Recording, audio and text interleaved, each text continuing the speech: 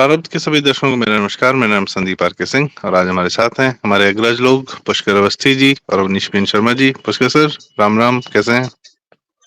राम राम भैया, राम राम। अवनीश सर, नमस्कार, संदीप जी स्वागत। संदीप जी नमस्कार। भारत के सभी दर्शकों को मेरा प्रणाम। जय जय सिया राम। पुष्कर सर, एक घटना हुई है, सबसे पहले मैं उसका जिक्र करके फिर आपके पास आना चाहूंगा कि एक तो दुर्घटना ओवैसी ने कर दी संसद में अपने साथ कि जय फिलिस्तीन बोल दिया। तो फिर उसके बाद जो हमारे एक बहुत सीनियर एडवोकेट जी हैं, हरिशंकर जैन जी और उनके पुत्र विष्णु शंकर जैन जी, इन लोगों ने केस फाइल कर दिया कि भाई आप यह कार्य नहीं कर सकते थे, संवैधानिक रूप से गलत है। ठीक, फाइन। और वाकई में उसने संवैधानिक रूप से गलत कार्य किया है और उसकी संसद सदस्यता जा सकती है ओवैसी की, जिसको हमारे दूसरे अग्रज आनंद राजाध्यक्ष जी फसादुद्दीन ओवैसी कहते हैं। तो फसाद क्रिएट करने में माहिर है आदमी वो। खैर, उसके बाद क्या हुआ कि लोगों ने प्रतिक्रिया दी, उसके घर पे जो है इजराइल का झंडा चिपका है, कालिक पोता है और इजराइल का जब वी सपोर्ट इजराइल भी करा है। गुड। अब वो ऐसे कह रहे हैं कि ये सब दंगा वंगा कराने मतलब सांसद सेफ नहीं है, आतंकवादी हमला हो रहा है, हिंदू हम पे आतंकवादी हमला कर रहे हैं। मतलब बेशर्म जबान टेढ़ी हो जाती है, टेढ़ी भी नहीं होती इन लोग की ये सब बोलते समय। तो ये तो आलम है हमारा राष्ट्रव्यापी मुस्लिम डिस्कोर्स का कि वो घुसते ही शुरुआत उसने की इस तरीके से 2024 के बाद जो हमारी सरकार शुरू हुई है, संसद शुरू हुई है, उसमें रही सही कसर हमारे यहाँ लोकल में अखिलेश बाबू जी ने पूरी कर दी है। अखिलेश यादव जी ने एक सांसद पा गए हैं फैजाबाद से और उन्हीं को लेके जो है घुमाए जा रहे हैं। ऐसा लग रहा है कि उनके पीछे एक डंडा चिपका के सबको ऐसे से दिखा रहे हैं, ये देखिए ये हमारी सफलता है, हम फैजाबाद जीत गए, जिसको वो लोग अयोध्या कहते हैं, है लोकसभा सीट। वो कहते हैं ये राजा अयोध्या है, अवधेश जी। तो मुस्लिम वोट बैंक के प्रति इन लोग का समर्पण तो बहुत पहले से बहुत जग जाहिर था समाजवादी पार्टी का। इसमें कोई शंका नहीं। पर अब क्या सीधे राम जी के से टकराने का, या ये आदत है, या ये कुछ नए ये कीर्तिमान रचे जा रहे हैं अखिलेश यादव द्वारा? पुष्कर दा। देखिए, आपके प्रिय विषय अखिलेश बाबू पे बाद में आएंगे। सबसे पहले चलते हैं ओवैसी। ओवैसी ने जय फिलिस्तीन कहा शपथ लेते वक्त वहां भारत की संसद में। तो ये कोई दुर्घटना नहीं थी, ये एक बड़ी पुख्ता मजबूत अवधारणा, मनोवृत्ति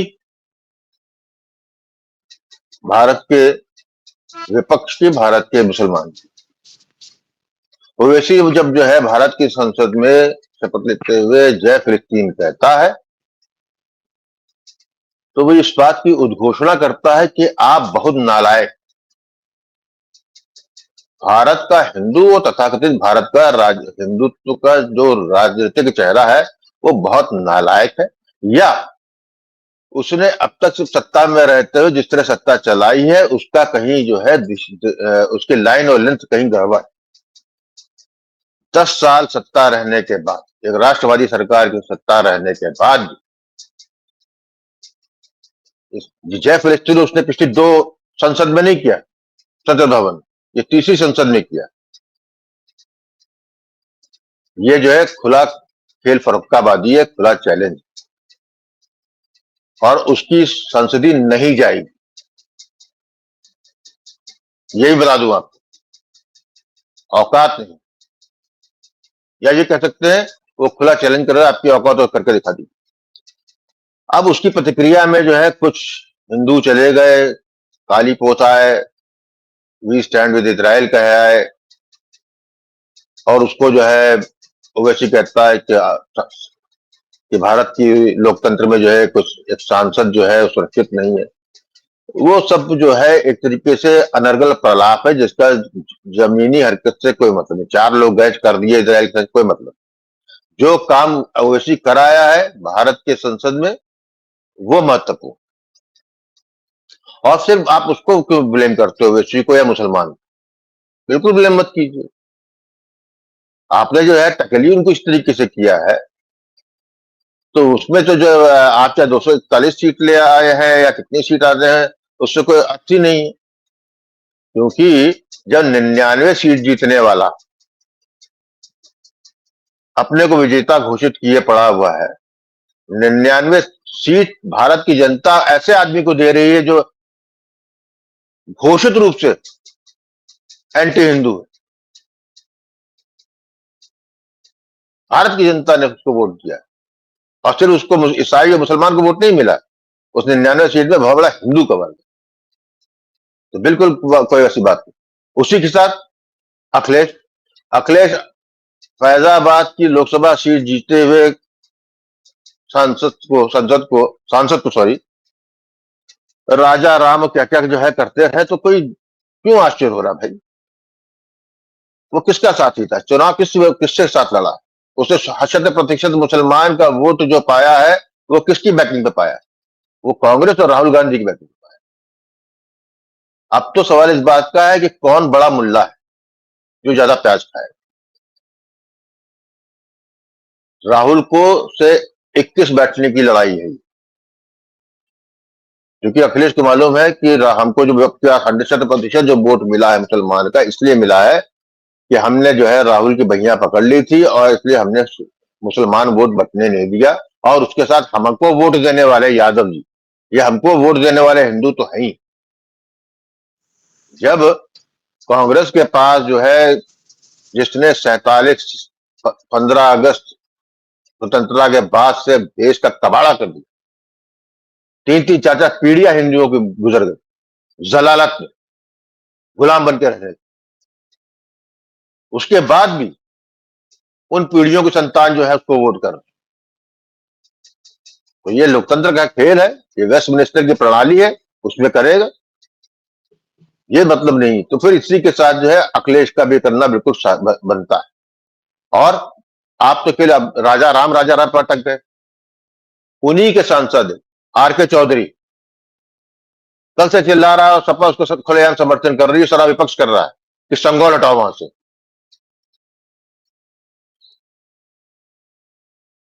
क्यों भाई? संगोल धर्मदंड है, और धर्मदंड किसका होता है? सनातन का होता है। ये सनातन का विशुद्ध विशुद्ध विरोधी नहीं है। आपको जो कालिक जो है, कल लड़कों ने जाकर उसी के मकान में लगाई ना, ये कालिक जो है रोज ये लोग पूरे हिंदू समाज पे लगा रहे हैं, सनातनी समाज पे लगा रहे हैं। जी जी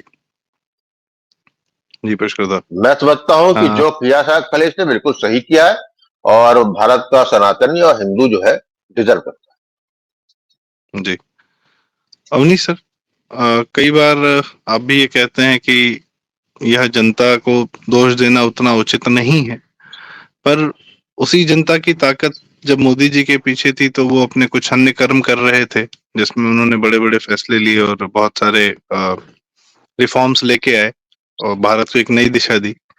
वही जनता जब अखिलेश को ताकत देती है, राहुल गांधी को ताकत देती है, तो वो तो अपना चरित्र ही दिखा रहे हैं, वो तो सदैव से वही थे।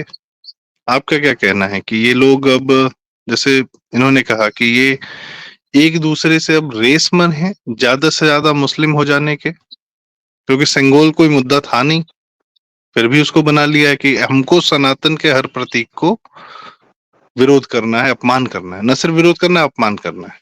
अवनीश सर। ठीक है, बिल्कुल। कायदे से आपने जो प्रश्न पूछा है, तो एक निराशा के भाव से मुझे शुरुआत करनी चाहिए थी, लेकिन मैं जरा आशा के भाव से शुरुआत करूंगा। अच्छा, ये बताइए, ये सब हो रहा है पिछले 10 साल की जमीन पर ही ना। 2014 से इस देश में कुछ उत्तरोत्तर ऐसा हुआ है सनातन को लेके कि सनातन के ऊपर इतने सारे प्रश्न, इतने सारी चीजें। ये बताइए, इस देश के आम लोगों के जेहन में, उनके इतिहास में, उनके दिमाग में ये सेंगोल की पैदाइश कितने दिनों की है? ये तो वही सेंगोल है ना जो नेहरू जी के टहलने की छड़ी कह के तत्कालीन इलाहाबाद, आज के प्रयागराज के एक उसमें प्रदर्शनी में पड़ा हुआ था, म्यूजियम में। तो आपने अगर सेंगोल पर प्रश्न इतनी जल्दी उठ गया, मात्र 1.5-2-3 सालों में अगर उठ गया, तो इसका अर्थ यह है कि सनातन का स्तंभन, उसका इनरिचमेंट, उसकी जो उसका संवर्धन है, वो लगातार हुआ है कम से कम इस 10 सालों की जमीन पर। ये आपको मानना पड़ेगा, एक चीज। दूसरी चीज, आप 2 चीजें हुई हैं।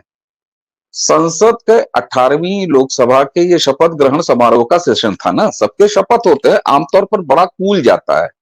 लेकिन कांग्रेस ने एक टोन सेट करने का प्रयास किया और कांग्रेस वहीं से चली है। संभवतः उसको लगता है कि 99 का जो आंकड़ा उसने ऐसे पाया है कि जो मुझे लगता है कि 400 पार से भी बहुत ज्यादा उनके लिए है। तो ऐसे माहौल में कांग्रेस इलेक्शन के लिहाज से तो कुछ भी करेगी, वो अलग इशू है। लेकिन आप देखिए, फिलिस्तीन का नारा इन्होंने लगाया और उसके जो टेक्निकल चीजें हैं, तुरंत वहां शोभा जी थी, एक पीठासीन राधा मोहन जी थे, राधा मोहन जी ने एक्सपंज करने की बात कही। लेकिन उसी के बाद ये हुआ कि नहीं साहब, ये तो शपथ हो चुकी है, एक्सपंज नहीं होगा। वो एक अलग प्रोसेस है, वो चल रहा है और मैं किसी संभावना से इनकार नहीं करूंगा। ये साफ सी बात है, क्योंकि सदन के पिछले 5 साल के रिकॉर्ड को देख लीजिएगा अगर ओम बिरला के, तो कम से कम हद दर्जे की अगर कहीं अनुशासनहीनता नहीं हुई है, तो ये वही पुरानी संसद है जहां राहुल गांधी की संसद सदस्यता रद्द हुई है। कड़े फैसले लिए गए हैं, निश्चित रूप से लिए गए हैं, तो ओवैसी के खिलाफ भी चल रहा है। लेकिन उसी के साथ जरा इंडी गठबंधन के संख्या और उनकी एकता सदन में किस तरीके से तार तार किया है प्रधानमंत्री नरेंद्र मोदी ने, इसका सबसे अच्छा लोकसभा में जो प्रस्ताव रखा गया आपातकाल के निंदा का, उस प्रस्ताव में आपने देखा होगा समाजवादी पार्टी शोक में खड़ी थी, अकेले कांग्रेस को छोड़ के। केवल कांग्रेस पार्टी के लोग अपनी बेंचों पर बैठे रहे थे और बाकी पूरा विपक्ष इंक्लूडिंग टीएमसी, अखिलेश यादव और तमाम और विपक्ष, इवन कम्युनिस्ट पार्टी के सांसद भी खड़े हुए थे। इसका मतलब है कि इंडी गठबंधन जैसी कोई चीज कम से कम इस लोकसभा में नहीं है। रही बात अखिलेश यादव की, सर, जिस व्यापारी के पास जो माल बचा रहेगा वही माल तो वो इकट्ठा करने की प्रयास में लगा रहेगा। अखिलेश यादव को यह लगता है कि मुसलमानों का वोट एक तरफा पाकर उन्होंने कम से कम एक ऐसी स्थिति भारतीय जनता पार्टी के चुनावी कुप्रबंधन के चलते हासिल करने में वो कामयाब रहे हैं, जो नंबर्स पे दिखाई देता है उत्तर प्रदेश में लोकसभा में। लेकिन इसका ट्रांसफॉर्मेशन कितना विधानसभा पर हो पाएगा, मैं इस पर प्रश्न चिन्ह उठाता हूं। और अपने वोट बैंक को इकट्ठा करने के लिए, जैसे कहते हैं ना कि पूरी ताकत लगाने के लिए, जब आप इतना सांसद ले लेते हैं और आपको लगता है कि हमारा मुस्लिम प्रेम उसने हमको ये कामयाबी दिलवाई है, आप ये भूल रहे हैं कि भारतीय जनता पार्टी की सुस्त रफ्तार उत्तर प्रदेश में इलेक्शन मैनेजमेंट ने आपको ये अवसर ज्यादा दिया है। मेरा ये स्पष्ट रूप से मानना है और मुझे लगता है कि सब लोग इसको स्वीकारेंगे। अखिलेश यादव अतिरेकता में है। रही बात इनके राजनीतिक स्वभाव की, तो यही इनका मूल स्वभाव है। पुष्करदा हमेशा कहते हैं कि भैया यही मूल स्वभाव है, आप इनको इससे नहीं रोक सकते और ये स्वाभाविक है, होगा 240 के बहुमत पर ये होगा, 303 पर भी ये हुआ है। लेकिन यहां पर कम से कम 2 सुखद बातें हैं कि सनातन के खिलाफ अगर बातें हो रही हैं तो इसका मतलब सनातन एनरिच हो रहा है। दूसरी बात, लोकसभा में एनडी नाम के अलायंस का कोई अस्तित्व नहीं है। ये इमरजेंसी पर जो कुछ भी अभी तक पहला झलक मिली है इकट्ठे होकर संख्या बल दिखाने की, तो सदन में तो ऐसा कोई संख्या दिखाई नहीं देती है। ये 2 चीजें मैं इस पूरे मामले पर कहूंगा। स्वभाव कोई नहीं छोड़ेगा, न ओवैसी छोड़ेगा, न अखिलेश। जी, काफी सही बात है और एक आशा का संचार भी कि भाई कम से कम कुछ तो हुआ है 10 साल में। और ऑफ कोर्स इसमें कोई डाउट नहीं है। मैं कल काशी विश्वनाथ दर्शन भी कर आया, तो मैंने देखा कि बहुत अद्भुत काम हुआ है। और यह सब काम जो है, और श्री राम मंदिर जो है, यह सिर्फ उस शहर की जनता के लिए या सिर्फ आज के समय काल के लिए या सिर्फ एक चुनाव के लिए नहीं। जब आप जाते हैं ऐसी जगहों पर तो आपको समझ में आता है कि ये हजारों साल तक स्थापित कर दिया गया है और ये किसी समय काल, किसी ज्योग्राफी के लिए नहीं है। क्योंकि आप काशी विश्वनाथ जाते हैं, कहीं भी जाते हैं, तो आपको तेलुगु भी सुनाई दे रहा है, आपको वृद्ध लोग दिखाई दे रहे हैं हरियाणा के, आपको वृद्ध लोग दिखाई दे रहे हैं महाराष्ट्र के, और यंगस्टर्स भी दिखाई दे रहे हैं कहीं के, उड़ीसा के, इधर के। तो आपको सब लोग वहां दिखते हैं। नॉर्थ से हो चाहे साउथ से हो चाहे कहीं से भी हो चाहे किधर से भी आ रहा हो। तो देश जोड़ने का एक अद्भुत कार्यक्रम जो है वहां दिखता है, सनातन जोड़ने का, सनातन को एनरिच करने का। और मैं पुष्करदा से पूछना चाहूंगा कि बात तो सही है, 10 साल में सनातन एनरिच तो हुआ है, इसी जनता के मन में हुआ है, पर कहीं ना कहीं वो, और सामने से जो है, जो आपने बताया अवनीश जी की इन लोग की प्रवृत्ति यह है अपमान करने की, तो एनरिच्ड सनातन के साथ जो जनता है, क्या वो इस अपमान को देख पा रही है, समझ पा रही है? क्योंकि वोट तो फिर इसी जनता ने दिया है, इसी अखिलेश को। तो ये क्या विरोधाभास है कि यही जनता एक बार ताकत देती है तो सनातन एनरिच होता है, और यही जनता अचानक से अपने पलट जाती है और कहती है कि नहीं हम नहीं करें। ये विरोधाभास कहाँ है कि सनातन को ये एनरिच होते हुए विरोधाभास देखते हुए? जी। ये विरोधाभास सिर्फ इसका प्रमाण है कि जो पीढ़ियों के लिए काम किया गया, जो हजारों वर्षों काम किया गया, उससे उससे हमें क्या मतलब? हमारी पीढ़ी होगी होगी वो उनके लिए है, हमारे लिए तो आज है। आज एक हुआ, काशी का कॉरिडोर बन गया, रामलला मंदिर बन गया, बहुत बढ़िया। ये तो आपको बनाना ही बनाना था, हमारा क्या था? हम फिर तत्कालीन उसमें चले जाते, हम अपने स्वार्थ से नीत हो जाते, हम जो है हम जो है अस्थिर, हमारी सनातन के प्रति इतनी तगड़ी प्रतिबद्धता है कि हम पूरी तरह अस्थिर भी। हमको यदि जो है कोई यदि आरोप लगा रहा है या कोई अफवाह फैला रहा है और उस अफवाह से हमारा व्यक्तिगत स्वार्थ अहित होता है, तो हम ये मानने को तैयार है ये अफवाह सही है। तो आपका सनातन के प्रति प्रतिबद्धता जनता की इतनी लचर है। ठीक है, सनातन एक यूनिवर्सल फॉर्म में जो है एनरिच हुआ है, उसको उसको कोई आप जो है उससे इनकार नहीं कर सकते। लेकिन हम तो बात कर रहे हैं ना कि जनता की बात कर रहे हैं ना, तो जनता कितनी इनरिच है? जनता उतनी इनरिच है जब तक टीवी के सामने कोई चीज आती है उतना इनरिच है, दैट्स ऑल। और मैं पहले भी कहता रहा हूं कि भारत का जो है, हम जो है 800-900 साल से गुलाम है। हमारा जो बुद्धि है, हमारा विवेक है, वो जो है उसमें उसको जकड़ के रखा गया है। कुबड़ा निकले, हम कुबड़ वाले हैं। हमको जो है जो कुछ भी दिखता है, हमको जो है हमारे टाइम लैप्स मेमोरी का टाइम लैप्स बहुत शॉर्ट है। जिस तरह गोल्ड फिश की जो है 5 सेकंड की मेमोरी होती है, 5 सेकंड के बाद गोल्ड फिश भूल जाती है कि उसने क्या खाया क्या नहीं खाया, फिर खाने लगती है और ओवर ईटिंग से मर जाती है। यही भारत की जनता है, यही जो है सनातन की सिपाही है। मैं इसलिए कह रहा था कि ओवैसी ने कहा या अखिलेश ने किया। आ- हम कहते हैं एक तरफ जो है जनता के पास सबसे बड़ा हथियार लोकतंत्र में उसका वोट होता है, तो उसे वोट दिखाया, ठीक है, ये भी बात सत्य है अपनी के कि जिसको वोट, ये निगेटिव वोट में गया, लेकिन विपक्ष तो उसको पॉजिटिव वोट मानता है ना। हाँ, हम कह रहे हैं कि प्रबंधन किया, ठीक से नहीं लड़े, गलत लड़े, गलत इनकी नीति थी, उस चक्कर में जो है एडवांटेज दे गए विपक्ष को और उत्तर प्रदेश में अखिलेश को। लेकिन जब आप किसी को जो है गलती से ही सही शक्ति दे दिए हैं तो कोई एकदम से लौटता नहीं। आपका जो है ये विरोधाभास भारत की मानसिकता, दासत्व मानसिकता का एक जीता जागता प्रमाण, जहां पर आज भी हमारा आज का स्वार्थ, हमारे जीवन काल का स्वार्थ, अपने लौंडे का भी नहीं, अपने बच्चों का भी नहीं, वहां तक कौन देखता है भविष्य? हमारा आज हमारा आज का स्वार्थ पूरा होता है तो भाड़ में गया सनक, भाड़ में गया, हमको मिल रहा। ये पहले भी रहा है, अब भी रहा मैं है। उसमें जो है जी अभी उतनी प्रगति नहीं हुई। उसका क्यों नहीं हुई जी उसका एक शक मैं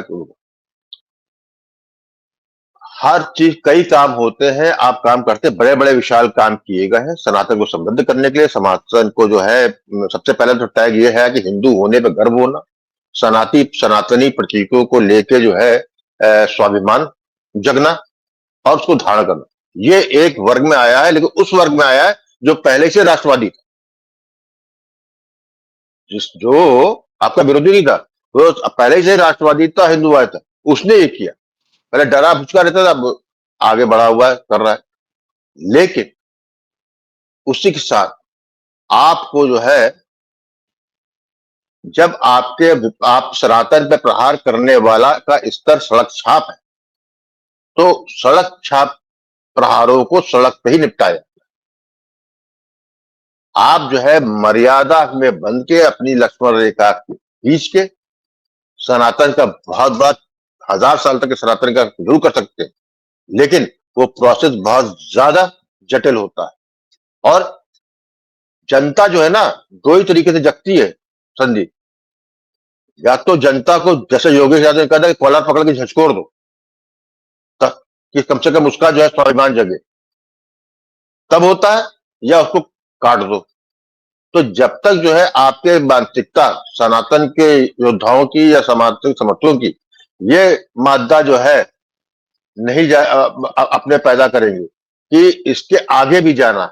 ठीक है, जो कर रहे हैं हमारे अग्रज, जो हमारा राजनीतिक नेतृत्व कर रहा है, लेकिन उस राजनीतिक नेतृत्व को भी आपके केवल आंतरिक समृद्धि से नहीं, आपका सामाजिक रूप से भी खड़ा होना, यह महत्वपूर्ण है। ओवैसी के यहाँ जो हुआ वो एक प्रतीक है, समझ लीजिए। इससे पहले तो ओवैसी क्या नहीं हुआ कुछ इस तरह का, ये प्रतीक है। इसी को जो है अगर मल्टीप्लायर फोर्स में होगा तो आप कर पाएंगे, नहीं तो आर के चौधरी गरियाता रहेगा, अखिलेश गरियाता रहेंगे, राजा राम को डिग्रेड करते रहेंगे, ये होता रहेगा। तो ये जिम्मेदारी इतने राजनीतिक शासकों की तो बहुत ज्यादा है, उन्होंने अपना कर रहे थे जो कर रहे थे, लेकिन उसके साथ साथ जो भी बचे हुए उनके समर्थक है, उनको जो है अपना जिस तरह उनका मोदी 3.0 है, आपको भी सनातन 0.30 करना हो। जी। जी और I think this makes a lot of sense कि हमको आगे जाने का, कि हम इसके आगे बियॉन्ड भी जा सकते हैं। सिर्फ 10 साल सत्ता क्यों, हम हमारे मन में, हमारे धारणा में क्यों नहीं आता है कि हम सत्ता सिर्फ भारत में क्यों, आगे भी बढ़कर। भाई क्रिश्चियनिटी ने कार्य किया, इस्लाम ने कार्य किया, ज्योग्राफीज पे, समय पे, काल पे, सब पे कब्जा करने का पूरा प्रयास किया। ये काम हम भी कर सकते हैं, पर हाँ, उसके लिए हमको और लंबा समय चाहिए। लेकिन जो क्षुद्र स्वार्थ है वो कहीं आ जाता है। पर इससे जुड़ा मेरा सवाल अवनीश जी से है। अवनीश सर, एक जरा सा कांग्रेस आगे बढ़ी है, लोकतंत्र है, ठीक है, लोकतंत्र का हम सम्मान भी करते हैं और यह होगा। और मैं तो ये पूछता हूँ कि कब तक मोदी जी स्वयं प्रधानमंत्री बने रहेंगे या योगी जी मुख्यमंत्री बने रहेंगे? भाई 29 में या 27 में, 34 में, हर 5 साल बाद आपकी परीक्षा होगी। हर 5 साल बाद जब आप परीक्षा दे रहे होंगे, किसी न किसी दिन तो ये ऐसी धारणा है क्या कि किसी न किसी दिन तो अखिलेश बनेंगे ही सीएम, या मुसलमान हावी होगा ही होगा, या हम अपने एंटी इनकम्बेंसी के हमारे हार जाएंगे। तो हमारे समाज की या हमारे भाजपा की या हमारे इस प्रकार की हमारा क्या कोर्स करेक्शन या क्या तैयारी होनी चाहिए कि चाहे सत्ता कुछ भी हो, काम हमारा चलता रहना चाहिए, या हम पर वो आक्रमण नहीं होने चाहिए, किसी की इतनी हिम्मत नहीं होनी चाहिए? जी उन्नीस सर। हाँ, बिल्कुल, इससे पहले आऊंगा आपकी बात पर। एक चीज बताएं, आपने बात किया कि जैसे क्रिश्चियनिटी पूरा विस्तार किया, भारत में संवर्धन हो रहा है, संवर्धन के आगे नेक्स्ट स्टेज हम जैसे क्रिश्चियनिटी दुनिया भर में, इस्लाम जैसे दुनिया भर में। देखिए, ऐसा है, सनातन का ये मूल स्वरूप में, मूल अवधारणा में नहीं है। सनातन में विस्तारवाद की कोई स्थान ही नहीं है। सनातन में स्वीकारवाद है। स्वीकारवाद का मतलब यह है कि सनातन को आप अंगीकार कर लीजिए, सनातन प्रस्तुत है, जहां भी जीवन है, गति है, वहां पर सनातन है। तो सनातन का विस्तारवाद का कोई कॉन्सेप्ट ही नहीं है। इसलिए क्रिश्चियनिटी और इस्लामिक का जो वो एजेंडा है, उस पर तो कभी सनातन नहीं जाएगा। रही बात ये कि कितना एनरिच हुआ है, कितना एनरिच नहीं हुआ है, इसको किलो कुंटलों में तौला नहीं जा सकता। इसको फिजिकली गिनाया भी नहीं जा सकता कि साहब देखिए काशी कॉरिडोर बन गया, साहब देखिए विंध्याचल कॉरिडोर बन गया, साहब पुरी जगन्नाथ कॉरिडोर बन गया, यहाँ देखिए अयोध्या में राम मंदिर बन गया। यहाँ आप देखिए, मैं पार्टी से इतर जाके जगन्नाथ कॉरिडोर तो पटनायक साहब ने बनवाया। मतलब ये कि सनातन का कुल मिला के आप देखिए जरा, एक रिसेंट उदाहरण आपको दिखाऊंगा कि किस तरीके से चीजें बदलती हैं। राष्ट्रीय राजनीति की धुरी में आज सनातन पिछले 10 सालों से है, इस बात से किसी को इनकार नहीं होना चाहिए। कैसे चंद्रबाबू नायडू को इलेक्शन, यानी उनका जो पहले लोकसभा नतीजों से पहले उनका जो अलग अपने राज्य में स्टेट लड़ना, उनके कुछ एजेंडे, उनके कुछ कार्यक्रमों को लेके कितनी नकारात्मक बातें शुरुआत में, जैसे ये अलायंस जिसमें हुआ कि नीतीश कुमार और चंद्रबाबू नायडू प्रोमिनेंट प्लेयर हैं, है ना? तो आपको ध्यान होगा कि एक नकारात्मकता फैलाने का प्रयास किया गया था, लेकिन जो सिग्नलिंग आई है चंद्रबाबू नायडू से, उसने धराशायी कर दिया उनका अंग वस्त्रम में और ये तमाम चीजें। तो ये क्या है? चंद्रबाबू नायडू कम से कम अपने अगर खानदानी राजनीति देखें तो जिस ससुर के परंपरा से वो आते हैं, वो अपने धार्मिक कैरेक्टरों के लिए जाने जाते थे पुष्करदा, एनटी रामाराव साहब। एनटी रामाराव का एक सनातनी जो पूरा राजनीति है, मुझे थोड़ा बहुत याद आता है, आपको बहुत अच्छा, मैं किशोर था बिल्कुल, अखबारों में जिस तरीके से एक चमत्कृत, तो वहां से आते हैं लोग, वोकल हो रहे हैं। ऐसे ही दक्षिण के तमाम फिल्म स्टार्स को आपने देखा होगा, लोग वोकल हो रहे हैं। इसी तरह दूसरे, चाहे खेल का जगत हो, वहां पर भी जो सनातनी है वो वोकल हो रहे हैं। अरे साहब ये बताइए, माहौल यहाँ बदलता है और वहां पाकिस्तान में वो कौन है हिंदू, अपना दानिश अली है, क्या नाम है उसका, जो भी है, वो कितना वोकल हो जाता है। विश्व के और भागों में आप देखिए तो सनातन वोकल हुआ है। इसका ये नतीजा है कि उसके खिलाफ एक ध्रुवीकरण करने का माहौल हमेशा बना रहेगा। सनातन लगातार प्रस्तुत रहे और राजनीतिक सत्ता, जैसे कि आपने बेहद महत्वपूर्ण चिंता जताई, ऐसे काम नहीं चलेगा। 10 साल, 15 साल, 20 साल, 25 साल, 50 साल कोई मियाद नहीं होती है अगर आपको पूरी तरीके से, और जो मॉडल हमने अपनाया है उसमें चुनाव में जीत मिलेगी, सरकार अपनी बनेगी, अपने लाइन का काम होगा, अपने धर्म का काम होगा, अपने भरोसे का काम होगा। और अपनी अंतिम बात, संदीप जी, आपसे मैं व्यक्तिगत बातों में कई बार एक चीज को रिपीट करता रहा हूं, सार्वजनिक भी, कि किसी भी दुनिया के भूगोल में, किसी भी कालखंड में वहां का बहुसंख्यक जब जब मजबूत हुआ है, तो कितने भी सो कॉल्ड अल्पसंख्यक वहां हो, उनमें खिंचाव होना रेडी है। इस्लाम तो वैश्विक समस्या है, इसलिए आपकी भी समस्या है, सीधी सी बात है। वो चाहे फिलिस्तीन हो और चाहे कोई मदरसे में लगने वाले काफिरों को काट देने वाले तालीम है, तो उसमें कोई बदलाव नहीं आने वाला। ये दोनों चीजें एक साथ चलनी है। कौन बड़ा रहेगा उसी की छाया रहेगी, और इसके लिए राजनीतिक सत्ता की निरंतरता यह बहुत आवश्यक अवयव है। थोड़ा बहुत कमी बेसी ठीक है, आखिर इसी देश में 6 दशकों में एक इतिहास रिपीट किया गया ना नेहरू के बाद, तीसरी बार नरेंद्र मोदी सत्ता में आए ना, ये शुभ है। कैरी ऑन, चलता रहे।